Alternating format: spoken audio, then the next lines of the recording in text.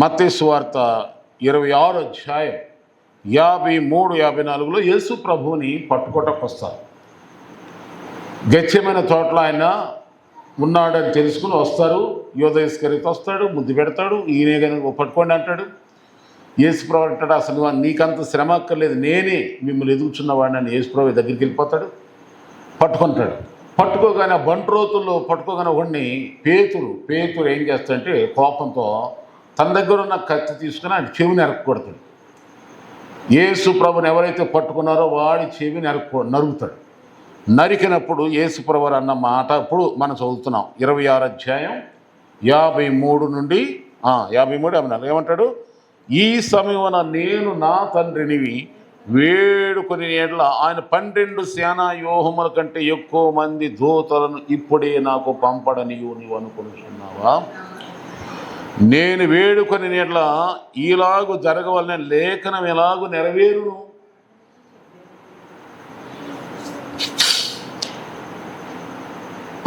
కనుక దీని గురించి చెప్పి మరి రెండవ కొరింథీయులకు రాసిన పత్రికలో 10వ అధ్యాయం 3-4 వచనాల్లో అపోస్తలుడు పౌలు గారు అంటాడు, మేము శరీరదారులమై నడుచుకొనుచున్నను శరీర ప్రకారం యుద్ధము చేయము. మా యుద్ధోపకరణములు శరీర సంబంధమైనవి కావు గాని దేవుని ఎదుట దుర్గములను పడద్రోయ జాలినంత బలము కలవి.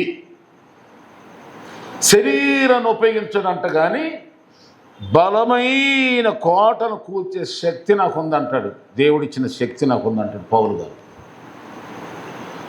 మనందరికీ గుర్తు రావాలి. యెహోషువ గ్రంథంలో ఉంటాడు 2వ అధ్యాయం 6వ అధ్యాయము 5-6 అధ్యాయం చూస్తే దేవుడు అన్నాడు, నేను మీకు ఒక పట్టణాన్ని ఇస్తున్నాను. ఇజ్రాయిల్కి చెప్పాడు, ఎరుకో పట్టణం. ఆ పట్టణమును మీరు వెళ్ళి చూడండి, దాన్ని మీ స్వాధీనం ఇస్తానన్నాడు. అయితే ఆ పట్టణమును స్వాధీనం చేసుకోవాలంటే మీరు మామూలుగా బాంబులు అవసరంలా, తుపాకుల కట్టే కర్ర ఏమి కత్తి ఏమొద్దు.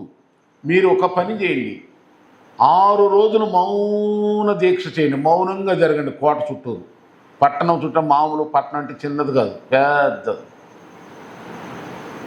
రౌండ్ తిరుగుతున్నారు. 6 రోజులు తిరిగిన తర్వాత 7వ రోజున ఏం చేయాలి? బోర్లు అవుదండి, ఎలుగెత్తి స్తోత్రం అని గట్టిగా కేకలండి. అంతే, ఆ కోటలు కూలిపోతాయి, మీరు అందరికి వెళ్ళిపోతారు. అక్కడ ఉన్నటువంటి శత్రువులు అది నాశనం చేసేస్తారు. ఆ సొమ్ములు అంత మీద అయిపోద్దని దేవుడు చెప్పాడు. చెప్పండి, ఇప్పుడు ఆ ఎరుకో కోట అంటే మామూలుగా కాదు, 6 రథాలు అంటే ఒకేసారి పరిగెత్తి అంటే దాని మీద, ఆ కోట మీద. అంటే అంత ఎడల్పు ఉంటుంది, బలమైన కోట.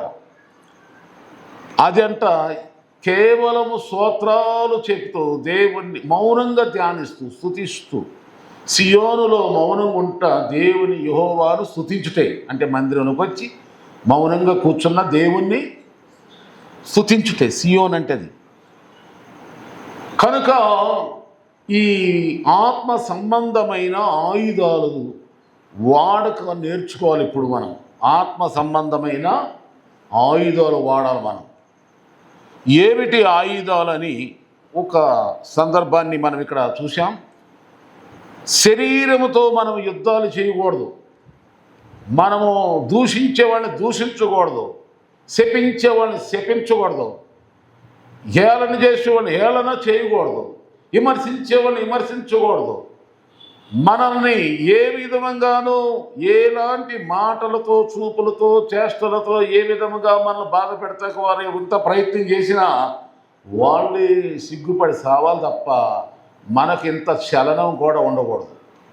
యేసు ప్రభు వారు అదే చెప్తున్నాడు. ఇది అక్కడ ఏమైందంటే పట్టుకోటకు వచ్చినప్పుడు 12 సేనా వ్యూహములు అన్నాడు. వ్యూహము అంటే ఒక వ్యూహం 6,000 యోధులు. 6,000 యోధులు ఒక వ్యూహం, ఒక సేన. అంటే 12 సేనా వ్యూహములు అంటే 6,000 × 12 ఇక లెక్కేది. కనుక అన్ని యేసు ప్రభు వేడుకుంటే అంతమంది వస్తారు, వచ్చేసి ఆయన పక్షంగా యుద్ధం చేయగలుగుతారు. కానీ యేసు ప్రభు వచ్చింది భూమి మీదకి శరీర సంబంధమైన యుద్ధం నేర్పటం కాదు. మనకి వచ్చింది బూతులు, దొంగ పనులు, బూత్ మాటలు, నరుకుతా, కొరుకుతా, కడుపుతా అవి అంటానికి కాదు వచ్చింది యేసు.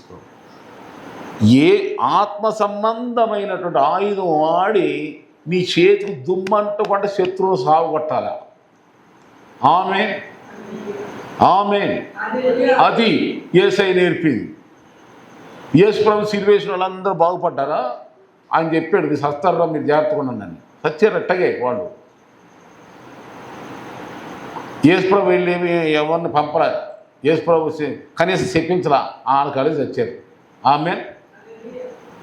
అప్పుడు అనుకున్నారు, అయ్యయ్యో నాయకుడిని అన్యాయంగా దేవుడు నీతివంతుడు సిలువేసేవాడిని ఆయన. ఇక అప్పుడు ఏడిసిన లాభం. తెలియక చాలామంది మన మేలు కోరే వాళ్ళని, మీ మేలు కోరే వాళ్ళు నాకు తెలిసి దైవజనుడి కంటే ఎవడు ఉండడు మీకు. మీరు దేవుని సేవకుడిని గొప్ప చేసుకుంటానికి మాత్రం అనుకోమాకండి దయచేసి. మా నీతి అలాంటిది కానీ చెప్తున్నాను, మా బాధ్యత అలాంటిది. మీ క్షేమం కోరి, మీ మేలు కోరి, మీ ప్రయోజనం కోరి, మీ ఇహమందు పరమందు కూడా అన్ని ఆశీర్వాదాలు పొందాలని కోరుకుని రేయింబవులు ప్రార్థన చేసేవాడు ఎవడైనా ప్రపంచంలో ఉన్నారా మీకు? దైవజనుడే. నమ్మితే నమ్మండి, నమ్మపోతే మానే. దేవుని స్తోత్రం. హల్లెలూయా. ఇంత ప్రేమపూర్వకంగా ప్రార్థించేవాడిని ఏం చేస్తారు చాలామంది తెలియక ఏదో ఒక రూపంలో బాధ పెడతారు, ఏదో ఒక రూపంలో దుఃఖం పడతారు, ఏదో ఒక రూపంలో హీనపరచాలని. అవి మాకు తగలవు అనుకున్నా సరే ఒక చోట తెలియక బెగబెట్టిన దేవుడు ఒక 10 గుప్పుళ్ళు ఇప్పిస్తాడు. ఎందుకంటే చూసే దేవుడు ఆయన ఉన్నాడు. ఆమె ఒక చోట రెస్పెక్ట్ లేదని మరొక చోట ఇప్పిస్తాడు.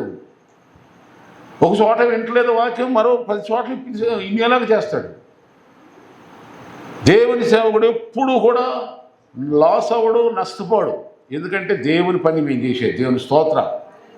అలాగే యేసు ప్రభు అని పట్టుకోవడానికి వస్తే పేతురు అనైనా మనలాగానే కొంచెం దుడుకున్నాడు కదా, తొందరపడిపోయి హే అన్నాడు. యేసు ప్రభు రే, నీ కత్తి పట్టుకున్నవాడు కత్తితోనే నాశనం అవుతాడు కాదు, నీ కత్తి తీసి లోన పెట్టు అని చెవి తీసి అంటిచ్చేసి, సరే మీరు వచ్చిన పని ఏంటంటే నిన్ను పట్టుకెళ్ళదు, తీసుకెళ్ళిపోండి, నేను రెడీగా, నేను ఎప్పుడు రెడీగా ఉన్నాను, వచ్చిందే అందుకోసం అన్నట్టు వెళ్ళిపడింది. ఆమేన్. కనుక అయితే ప్రియ యేసు ప్రభువు ఏం చేశాడు మరి? తీసుకెళ్ళినాక వాళ్ళు ఏం చేస్తే కొడతంటే కొట్టువానికి తన వీపును అనండి, వీపును అప్పగించాడు. చెంపల మీద కొడతంటే ఇటు కూడా కొట్టండి అన్నట్టు చెప్పాడు. ఉమ్ము వస్తుంటే తల ఎట్టు అనుకోవాలా, ఊయండి అని చెప్పాడు. జుట్టు పట్టుకొని పీకేస్తుంటే పీక్కుంటు. మీరేం చేయగలరు? తీస్తే నా ప్రాణం దిగలరు, అంతేనా? ఆయన ఏమన్నాడంటే ముందుగానే ప్రాణం పెట్టుటకు నాకు అధికారం కలదు, తిరిగి పొందుటకు నాకు ముందే చెప్పాడు ఆయన. చాలామంది క్రైస్తవులు ఒకవేళ లోకస్తులు అనుకుంటారు, కానీ తిరిగి దేవుని బిడ్డల్ని తరతరాలు యుగాలు తనతో జీవించటానికి పరలోకము అనే ఒక మంచి రాజ్యం ఉంది. ఆ రాజ్యములో జీవింపజేయటానికే దేవుడు మళ్ళా వీళ్ళని బతికిస్తాడన్న సంగతి తెలీదు లోకస్తు మూర్ఖులకి. ఆమె పరలోకము నుండి దేవుడు ప్రతిఫలం మనకి ఇస్తాడండి. అందుకని ఎవరేమన్నా బాధపడమాకండి. దేవుని స్తోత్రం. ఎవరు నిందించిన యేసు ప్రభువు ఈరోజు మనకు చెప్పిన ఒక సందేశం ఏంటంటే, మనం ఆత్మ సంబంధమైన వాడుక చేసుకుందాం. ఏం వాడుక చేసుకోవాలో ఒక సందర్భం చెప్పి నేను ముగిస్తాను. ఎరుకో పట్టణం కోటలు పగలు కొడతానికి వాళ్ళు ఏం నేర్చుకున్నారు? ఏం ఆయుధం వాడారు? చెప్పండి. ఏ ఆయుధం వాడారు? స్తోత్రం అనండి, ధ్యానం అనండి, మెడిటేషన్. దివారాత్రము దాన్ని ధ్యానించువాడు ధన్యుడు, అట్టివాడు నీటి కాలువన వాక్యాన్ని ధ్యానిస్తూ ప్రార్థనలో ధ్యానం. ఈరోజు విన్న సందేశాన్ని లేదా ఈ కొన్ని రోజులు నింటున్న ఈ సందేశాన్ని కొంచెం మనసు పెట్టి బుర్ర పెట్టి మళ్ళా నువ్వు వినలేను అని అంటానికి వీలేదు, చదువు లేదు అని నిందలు మోపటానికి లేదు, నువ్వు నెపాలు చెప్పడానికి వీల్లేదు. యూట్యూబ్ ఛానల్ అంతా ప్రతి ఇంట్లో ఫోన్లు ఉన్నాయి. కనుక ఆ మాటలు మరలా విని ఇదిగో ఆ మెసేజ్ ధ్యానించు, స్టడీ, మెడిటేషన్. అలా చేస్తూ నువ్వు అలా ఉండు. నువ్వు ఏదైతే అనుకుంటున్నావో జరుగుద్ది. దేవుని స్తోత్రాలు. నమ్మి ఆ మెసేజ్ నమ్మి ఆ వాక్యాన్ని ధ్యానిస్తూ స్తోత్రం స్తుతి ప్రభా నీకు స్తోత్రాలు. అదిగో ఎరుకో కోటను కూర్చేసేవయ్యా మా పితరులు స్తోత్రాలు ధ్యానాలు. నాకు అడ్డుగా ఉన్న అభ్యంతరాలన్నీ యేసునామములో అనండి తొలగిపోవును గాక స్తోత్రం అనుకో. అప్పుడు దేవుడు కాదు ఇది. సరే, పాత నిబంధన కాలంలో దావీదు అనే ఆయన గొల్లియాతు మీదకి యుద్ధానికి వెళ్ళాడు. ఫిలిస్తీన్లకి ఇశ్రాయేల్కి యుద్ధం వచ్చినప్పుడు ఫిలిస్తీన్లందరూ ఇశ్రాయేల్ ఒక ఒప్పందం చేసుకున్నారు. అందరం కలిసి యుద్ధాలు చేసుకోవద్దు, అందరం కొట్లాడుకుంటే ఎవడు కొడుతున్నాడు ఎవడు మగోడో తెలీదు, మీ ఫిలిస్తీన్లో ఒకటి తీసుకురండి మగోడిని, ఇజ్రాయేల్ తరపున ఒకటి తీసుకురండి, వీళ్ళిద్దరు కొట్టుకుంటాం, ఎవడిని చంపితే వాడే గెలిచినోడే మన ఇద్దరికి రాజు, ఫిలిస్తీన్లైనా ఇజ్రాయేల్ అయినా అని పోటీ పెట్టుకున్నారు. ఫిలిస్తీన్లేమో చెప్పండి ఎవరిని తీసుకొచ్చారు? గొలియాతుని. సండే స్కూల్ మాటలు ఇవన్నీ పిల్లలు చెప్పే మా కథలు వాళ్ళు తీసుకొచ్చారు. అతడేమో మారణాయుధాలు వేసేసి వచ్చేసాడు. ఇక్కడేమో ఎవరు లేరు, ఇజ్రాయేల్ తరపున ఎవరు లేరు పోరాడేవాళ్ళు కూడా, ఇజ్రాయేల్ తరపున ఎవరు రాల. కానీ ఒక చిన్నోడు దావీదు ఊరికొచ్చాడు. ఆమె అప్పుడు అన్నారు, నీ బాలుడు చిన్నోడు, నీకు అసలు ఏం తెలియదు, నువ్వు యుద్ధ నేర్పడం అసలు ఏం తెలియదు నీవే అంత. నేను అరణ్యములు గొర్రెలు కాస్తుంటే సింహం వచ్చింది ఎలుగుబంటికి ఒక దెబ్బ సాగు కొట్టేశాను, ఆ సింహ బలం నుండి ఎలుగుబంటి బలం నుండి నన్ను రక్షించినటువంటి ఈ దేవుడే, ఈ సున్నత లేని వాడి చేతులను కూడా దేవుడు నన్ను రక్షిస్తాడు, యుద్ధం యెహోవాదే అంటారు. రాజుని ధైర్యపరిచాడు, అందరిని ధైర్యపరిచాడు. మిగతా వాళ్ళందరూ తిడుతున్నారు, తోటి వాళ్ళు తిడుతున్నారు, అన్నదమ్ములు తిడుతున్నారు, ఒరే నీకు బాగా బలిసింది అంటున్నారు, గర్వమరా నీకు అదిరా ఇదిరా అంటున్నారు.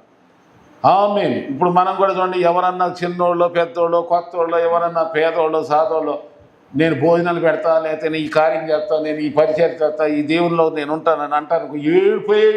ఆ రోజున కూడా దావీదు ముందుకు వెళ్తుంటే అన్నదమ్ములు ఏడుతున్నారు, ఇజ్రాయేల్ ఏడుతున్నారు, రాజు కూడా ఏడుపు మొహం పెట్టాడు. ఎడమ్మక నేను గెలిచి తీరుతా, ఎందుకంటే దేవుడు నాకు తోడుగా ఉన్నాడు అని ధైర్యం చెప్పుకొని వెళ్ళిపోయాడు. కనుక మనం ఎవరైనా మనల్ని దేవుని విషయంలో ముందుకు వెళ్తుంటే లాగుతున్నారనుకో, యేసుప్రభు ఏమన్నాడంటే పేతుర్ని సాతాను వెనక్కి వెళ్ళిపో అన్నాడు. ఏమన్నాడు? మంచి శిష్యుడు, మళ్ళా నెంబర్ 1 శిష్యుడిని అన్నాడు. ఎప్పుడైతే సిలువ పడడానికి ఆటంకం చెప్తున్నాడు, వెనక్కి వెళ్ళిపో ఉందన్నాడు. సాతాను పో అన్నాడు. సాతాన్ అంటే పెద్ద బూతు, అన్ని బూతుల కంటే పెద్ద బూతు ఏంటి సాతాన్ అంటే చాలు. అయినా బాధపడలేదు పేతురు. అంటే దీని అర్థం ఏంటంటే, ఏదో మన మేలు కోరినోళ్ళలాగా, మన క్షేమం కోరినోళ్ళలాగా, మన సంతోషం కోరినలాగా ఏదో సొల్లు కబురు చెప్తారు, దేవుడి విషయంలో ఆటంకపరుస్తారు. నీకు చెప్తారు, నాకు చెప్తారు. అలాంటి don't care who are you, get out.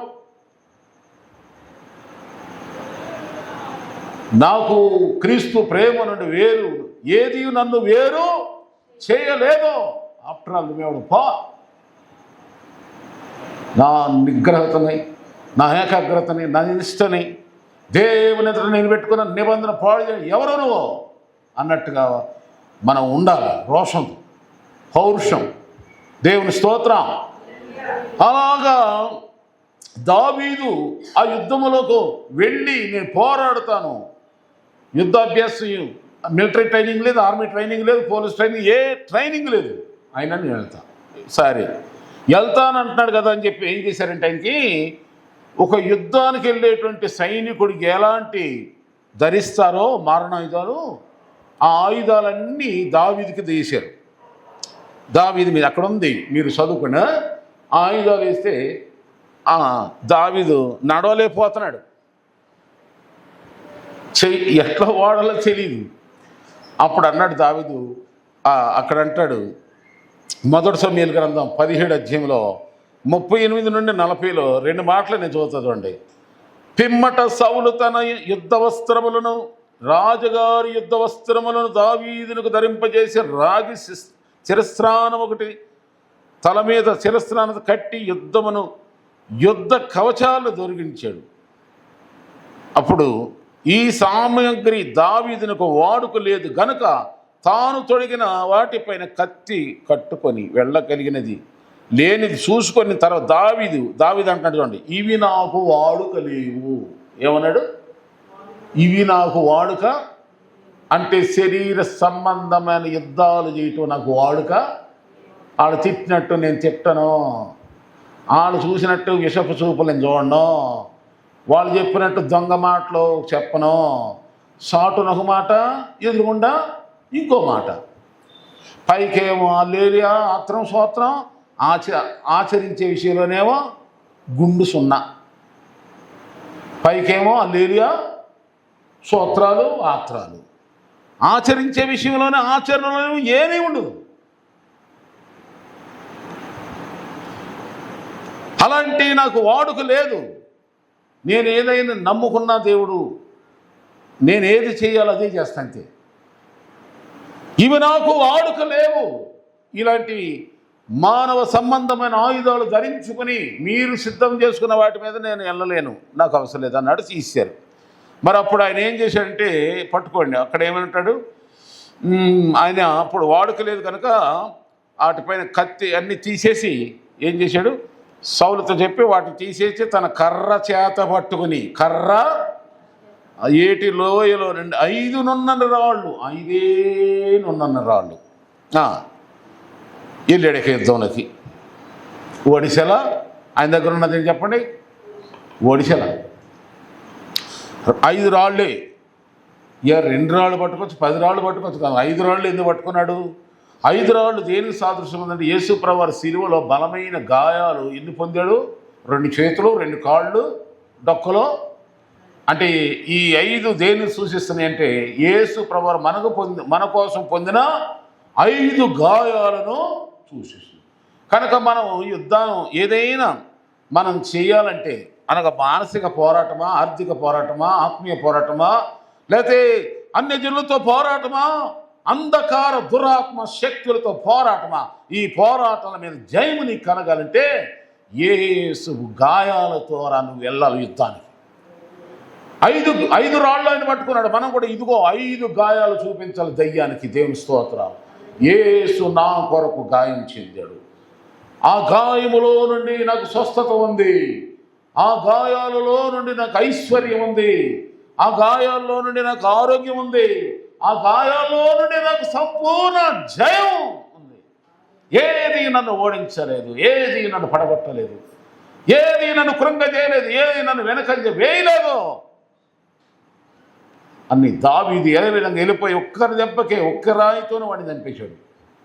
కనుక ఆ గొల్యాతును చంపేసినట్టుగా నీ ఎదుట ఏ శత్రువున్నా యేసు పొందిన 5 గాయాలు చూపించు. దేవుని స్తోత్రాలు.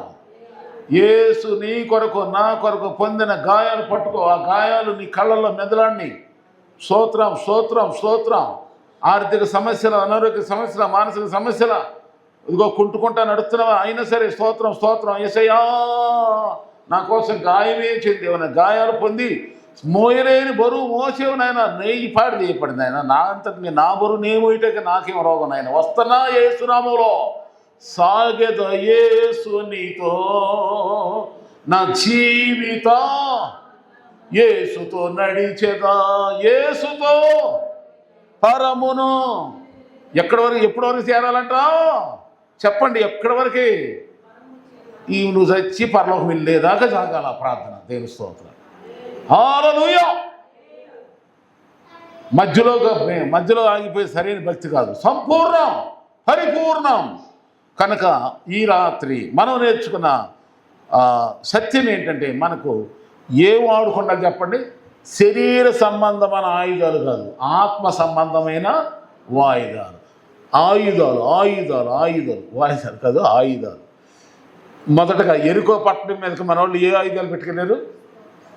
స్తోత్రాలు ధ్యానాలు, స్తోత్రాలు ధ్యానాలు. బోరలు ఊదేరు అంటే గట్టిగా అరిసేది. ఎప్పుడు? ఆఖరి రోజు నడిచి. కనుక ఈ రాత్రి మనం దేని గురించి భయపడమాకండి. ఎవ్వరు నిన్నేం చేయలేరు. దేవుని స్తోత్రాలు. నిన్ను ఎవరో నిన్ను అన్నంత నీకేం జరగదు. దేవుని స్తోత్రాలు. ఆ శాపాన్ని దేవుడు నీకేం చేస్తాడు? ఆశీర్వాదంగా మారుస్తాడు. దేవుని స్తోత్రం. ఎవరైనా నిన్ను హీనంగా మాట్లాడారా, వాళ్ళ ఎదుటే నిన్ను హెచ్చించి తీరతాడు. ఒకలా నిన్ను హెచ్చించడానికే వాళ్ళతో అనిపించేదేమో. హల్లెలూయా. నీకు డబ్బులు లేకుండా చేసి పేద నువ్వు మాతో సమానం అవుతావా, మాతో పోటీ పడతావా, మాకు నీకేముందా అన్నారు ఎవరన్నా? వెరీ గుడ్, మంచి మాట అన్నారు. అంటే వాళ్ళకంటే డబ్బున్న వాళ్ళగా దేవుడు నిన్ను చేయటం రెడీగా ఉన్నాడు. దేవుని స్తోత్రాలు. హల్లెలూయా. నీకు ఇల్లు లేదు, సరైన ఇల్లు లేదు, అది లేదు, ఇది అంటారా? వాళ్ళను మించిన ప్యాలెస్ కట్టేలాగా దేవుడు నిన్ను హెచ్చించబోతున్నాడు. దేవుని స్తోత్రాలు. కనుక ఇవన్నిటినీ ఈ మాటలన్నీ పెట్టుకుని నన్ను వాళ్ళు అంటున్నారు, వీళ్ళు అంటున్నారు, అవి అంటున్నారు, ఇది అంటారు, అయ్యో మనసు నిండా బాధ, హృదయం నిండా బాధ అది అన్ని అవిశ్వాసులు అనుకుంటారు ఆ మాటలు. మనకేంటంటే యేసు రక్తమే ఇచ్చేయండి. హల్లెలూయా. అప్పుడు యేసయ్యా అదిగో ఆ గాయాలు పొందేవు కదా నా కోసం, ఆ 5 గాయాల్లో ఉన్న ఆశీర్వాదాలతో నన్ను దీవించు. నేను ధనవంతుడు అవ్వాలని మీరు నా కోసం దరిద్రుడు అయ్యావు. నా శాపం తొలగించాలని చెప్పండి, పేదరికం తొలగించాలని, దరిద్రం తొలగించాలని, కొరతలు తొలగించాలి, అనారోగ్యం తొలగించాలి, ఆవేదన తొలగించాలి. నన్ను నిండి పొంగుతున్నటువంటి గిన్నెలాగా పొర్లి పారే ఆశీర్వాదాలతో నన్ను దీవించాలని కదా నా కోసం రక్తం ప్రవాహంగా కార్చావు అని అది తలుచుకోండి. అదే నీ ఆయుధం. దేవుని స్తోత్రం. అదే నీ యొక్క విజయం. అవిశ్వాసుల వలె, తెలియని వారి వలె నీవు నిరుత్సాహపడమాక, బాధపడమాక, దిగులు పడమాక. మేలు కొరకే దేవుడు సమస్తమును సమకూర్చి జరిపిస్తున్నాడు. దేవుని స్తోత్రాలు. మేలు కోసమే కొందరు దగ్గర అవుతారు, కొందరు దూరం అవుతారు, కొందరు మిస్అండర్స్టాండ్, కొందరు అండర్స్టాండ్ చేసుకుంటారు. ఏదైనా మన మేలు కోసమే. దేవుని స్తోత్రాలు. చెప్పండి, మన మేలు కోసమే. హల్లెలూయా. ఆమేన్. దేవుని స్తోత్రం. కొందరు మాట్లాడరు, కొందరు మాట్లాడతారు, కొందరు మనం ఫోన్ చేయకపోయినా చేస్తారు. ఏదైనా మనం మీరు కొంతమంది ఎప్పుడు చేసేవాళ్ళు సడన్ మానేస్తారు. ఓకే, అన్నీ మేము మీద కోసం. దేవుని స్తోత్రాలు. అలా భావించి యేసు ప్రభువారు ఈ 5 గాయాల వైపు చూస్తూ దావీదు ఏ విధంగా ఆ రాళ్ళు పట్టుకుని వెళ్ళి ఎలా గొలియాతు మీద విజయం పొందాడో, ఈ సందేశం వింటున్న బిడ్డలారా మీరందరూ యేసు ప్రభువారు శిలువలో పొందిన 5 గాయాల ద్వారా నీకు విజయం, జయం. ఎక్కడ అపజయం ఉన్నా బాధపడమాక, ఏ నిరుత్సాహాన్ని దారి మాక, చోటే మాక, చింతలన్నీ యేసు నామములో చిత్తగొట్టు. దేవుని స్తోత్రాలు. సంతోషించు, గంతులు వేయి, ఆనందించు, దేవునిలో పరవశించు, ప్రార్థనలో స్తుతించు. తప్పక దేవుని యొక్క ప్రతిఫలం పొంది ఆటంకాలు అభ్యంతరాలు వస్తాయి. ఎవరిని కేజీమక. దేవుని స్తోత్రాలు. మనుషుల మాటలు, మానవ తలంపులు ఇంకా ఏవిటిగా నువ్వు అలవడపడమాక. ఏ విధమైనటువంటి ఏ విధమైన కనుక అలాంటి చేయమాకండి. నీకు మనమే అనుకుంటాను, నేను ఎంత మంచివాడినో చూడు, నా మంచితనం అర్థం చేసుకోకుండా ఏం చేశాను, నన్ను మాటలతో పొడిచారు. భలే బాధేస్తాం, తట్టుకోలేకపోతున్నాం, ఏడుస్తాం. మరి యేసయ్య కూడా ఎంత బాధపడతాడు? లోబడనొల్లని వారి వైపు దినమెల్లా ఆయన ఏం చేస్తాడు? చేతులు చాపుతాడు. ఈ మాటలు నేను కదా, ఆయన చెప్తున్నాడు మీతో. దేవుని స్తోత్రం. అలాగే లోబడలేకపోతే చాటును ఏడుస్తాడు, చాటుని దుఃఖపడతాడు. ఆయన దుఃఖపెట్టి ఎవరు బాగుపడతారండి? అందుకని దావీదు జీవితంలో ఆయన అన్నాడు, నాకు ఈ సౌలు రాజు యొక్క ఆయుధాలు నాకు అలవాటు లేవు, నాకున్న అలవాటు ఒకటే, దేవుడిచ్చిన కర్ర ఉంది. దేవుని స్తోత్రాలు. 5 గాయాలు రాళ్ళు.